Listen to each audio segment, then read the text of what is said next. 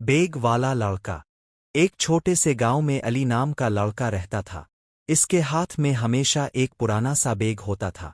گاؤں کے بچے ہنستے کہ یہ بیگ تو جیسے تمہاری پیٹھ سے چپک گیا ہے، لیکن علی صرف مسکرا دیتا۔ کسی کو نہیں پتا تھا کہ اس بیگ میں کیا ہے۔ نہ کپڑے، نہ کھانے کی چیزیں، بلکہ کتابیں، نوٹ باکس اور ایک پرانا خواب۔ علی کا خواب تھا استاد بننے کا۔ وہ چاہتا تھا کہ اپنے گاؤں کے بچوں کو پڑھائے تاکہ کوئی اور بچہ تعلیم سے محروم نہ رہے۔ ہر روز وہ بیگ اٹھا کر پہاڑی کے پار والے اسکول جاتا، میلوں کا فاصلہ طے کرتا، کبھی بارش میں، کبھی دھوپ میں۔ ایک دن جب اسکول جاتے ہوئے اس کا بیگ پھٹ گیا، کتابیں زمین پر گر گئیں۔ علی بیٹھ کر کتابیں سمیٹنے لگا۔ اسی وقت ایک بزرگ کسان وہاں سے گزرا۔ اس نے علی سے پوچھا، اے بیٹا، اتنی محنت کیوں کر رہے ہو؟ علی نے جواب دیا کہ کیونکہ میں چاہتا ہوں کہ ایک دن میرا گاؤں بھی پڑھ لکھ جائے۔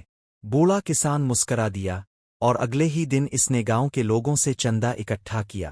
چند دنوں میں ایک چھوٹا سا اسکول بن گیا، علی کا اسکول۔ اب ہر صبح علی اسی بیگ کو سنبھال کر نکلتا ہے، مگر اب وہ خود پڑھنے نہیں جاتا، پڑھانے جاتا ہے۔